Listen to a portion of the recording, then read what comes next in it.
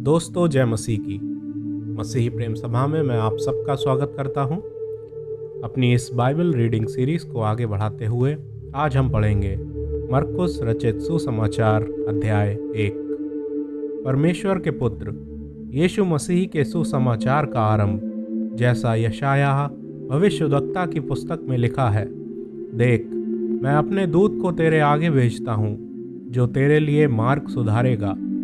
जंगल में एक पुकारने वाले का शब्द सुनाई दे रहा है कि प्रभु का मार्ग तैयार करो और उसकी सड़कें सीधी करो। यूहन्ना आया, जो जंगल में बपतिस्मा देता और पापों की क्षमा के लिए मन फिराव के बपतिस्मे का प्रचार करता था। सारे यहूदिया प्रदेश के और यरूशलेम के सब रहने वाले निकलकर उसके पास गए और अपने पापों को मानकर यरदन नदी में उससे बपतिस्मा लिया। यूहन्ना ऊंट के रोम का वस्त्र पहने और अपनी कमर में चमड़े का कटिबंध बांधे रहता था तथा टिड्डियां और वन मधु खाया करता था और यह प्रचार करता था, मेरे बाद वह आने वाला है जो मुझसे शक्तिमान है। मैं इस योग्य नहीं कि झुक कर उसके जूतों का बंध खोलूं। मैंने तो तुम्हें जल से बपतिस्मा दिया है, पर वह तुम्हें पवित्र आत्मा से बपतिस्मा देगा। उन दिनों में यीशु ने गलील के नासरत से आकर यरदन में यूहन्ना से बपतिस्मा लिया, और जब वह जल से निकलकर ऊपर आया तो तुरंत उसने आकाश को खुलते और आत्मा को कबूतर के समान अपने ऊपर उतरते देखा, और ये आकाशवाणी हुई, तू मेरा प्रिय पुत्र है, तुझसे मैं प्रसन्न हूँ। तब आत्मा ने तुरंत उसको जंगल की ओर भेजा। जंगल में 40 दिन तक शैतान ने उसकी परीक्षा की, और वह वन पशुओं के साथ रहा और स्वर्गदूत उसकी सेवा करते रहे। यूहन्ना के पकड़वाए जाने के बाद यीशु ने गलील में आकर परमेश्वर के राज्य का सुसमाचार प्रचार किया और कहा, समय पूरा हुआ है और परमेश्वर का राज्य निकट आ गया है। मन फिराओ और सुसमाचार पर विश्वास करो। गलील की झील के किनारे किनारे जाते हुए उसने शमौन को और उसके भाई अंद्रयास को झील में जाल डालते देखा, क्योंकि वे मछुए थे। यीशु ने उनसे कहा, मेरे पीछे आओ, मैं तुमको मनुष्यों के मछुए बनाऊंगा। वे तुरंत जालों को छोड़कर उसके पीछे हो लिए। कुछ आगे बढ़कर उसने जब्दी के पुत्र याकूब और उसके भाई यूहन्ना को नाव पर जालों को सुधारते देखा। उसने तुरंत उन्हें बुलाया और वे अपने पिता जब्दी को मजदूरों के साथ नाव पर छोड़कर उसके पीछे हो लिए। तब वे कफरनहूम में आए, और वह तुरंत सब्त के दिन आराधनालय में जाकर उपदेश करने लगा, और लोग उसके उपदेश से चकित हुए, क्योंकि वह उन्हें शास्त्रियों के समान नहीं परंतु अधिकारी के समान उपदेश देता था।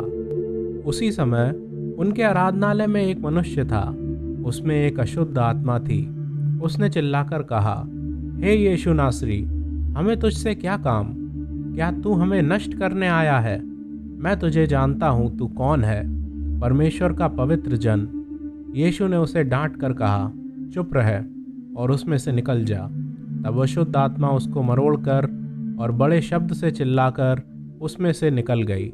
इस पर सब लोग आश्चर्य करते हुए आपस में वाद विवाद करने लगे, यह क्या बात है? ये तो कोई नया उपदेश है। वह अधिकार के साथ अशुद्ध आत्माओं को भी आज्ञा देता है, और वे उसकी आज्ञा मानती हैं। और उसका नाम तुरंत गलील के आसपास के सारे प्रदेश में फैल गया। वह तुरंत आराधनालय में से निकलकर याकूब और यूहन्ना के साथ शमौन और अंद्रयास के घर आया। शमौन की सास ज्वर से पीड़ित थी, और उन्होंने तुरंत उसके विषय में उससे कहा। तब उसने पास जाकर उसका हाथ पकड़ के उसे उठाया, और उसका ज्वर उतर गया, और वह उनकी सेवा टहल करने लगी। संध्या के समय जब सूर्य डूब गया तो लोग सब बीमारों को और उन्हें जिनमें दुष्ट आत्माएं थीं उसके पास लाए, और सारा नगर द्वार पर इकट्ठा हुआ।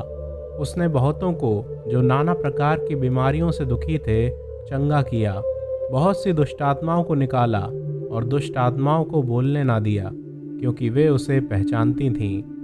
भोर को दिन निकलने से बहुत पहले वह उठकर निकला और एक जंगली स्थान में गया और वहां प्रार्थना करने लगा। तब शमौन और उसके साथी उसकी खोज में गए।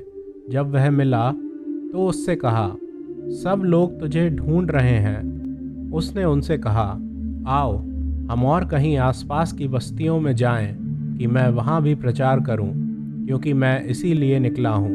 अतः वह सारे गलील में उनके आराधनालयों में जा जाकर प्रचार करता और दुष्ट आत्माओं को निकालता रहा। एक कोढ़ी उसके पास आया, उससे विनती की और उसके सामने घुटने टेककर उससे कहा, यदि तू चाहे तो मुझे शुद्ध कर सकता है। उसने उस पर तरस खाकर हाथ बढ़ाया और उसे छूकर कहा, मैं चाहता हूँ तू शुद्ध हो जा। और तुरंत उसका कोढ़ जाता रहा और वह शुद्ध हो गया।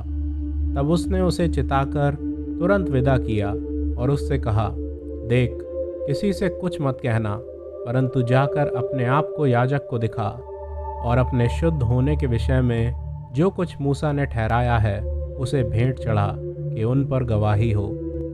परंतु वह बाहर जाकर इस बात का बहुत प्रचार करने और यहाँ तक फैलाने लगा कि यीशु फिर खुल्लम खुल्ला नगर में ना जा सका, परंतु बाहर जंगली स्थानों में रहा और चारों ओर से लोग उसके पास आते रहे।